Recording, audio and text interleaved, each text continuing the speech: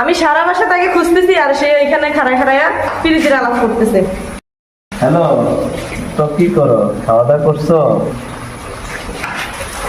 এই তুমি এখানে কার সাথে কথা বলো দেখি? আরে আমার কলিগের সাথে কথা বলছি। মোবাইল দিতে বলছি, মোবাইলে দিকে দাও। না এদিকে দাও মোবাইল। না, তুমি মোবাইল ফোন দিয়ে তাকাতে তাড়াতাড়ি কথা বলো, কার সাথে কথা বলো? আমার কলিগের সাথে কথা বলতেছো, তুমি কি করতেছো? তুমি ফোন দিতে বলছি, ফোন দাও। না, কি ফোন দিতে? আসো, তোমার সাথে খবর আছে, বাসায় আসো। এবার বলো তুমি কার সাথে কথা বলছো? আরে সত্য কথা বলতে আমার তালতনের কথা বলছি। তাহলে তোমার সাথে তুমি কথা বলবা কেন? আরে তোমার সমস্যা কি? কথা বলছি, কি হয়েছে? তুমি আজকে থেকে আমার সাথে ওয়াদা করবা। কি করবো? আদা করবো তোমার সাথে? তুমি কোনো মেয়ের সাথে কথা বলতে পারবা না আজকে থেকে। কেন? তোমার ঘরে মেয়ে বউ আছে, মেয়ে আছে, তুমি কেন বাইরের মেয়ের সাথে কথা বলবা? তাহলে আমি কই বাইরে মেয়ের সাথে? এগুলো সব বিয়ের আগে হবে, তুমি আজকে থেকে ওয়াদা করতে হবে। কি ওয়াদা করতাম কো? ওয়াদা করো, বলো আমি তোমার মায়ের কসম কেটে ওয়াদা করো।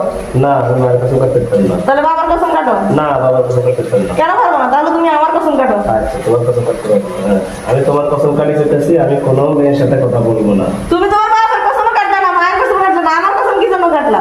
তোমার কসম কাটছে যে বাপ মরে গেলে বাপ পাওয়া যাবে, পাওয়া যেত না, মা মরে গেলে মা পাওয়া যেত না, কিন্তু বউ মরে গেলে অনেক বউ পাওয়া যাবে। ওরে শালা, অত্যন্ত চালাক তুমি না, যা এখান থেকে।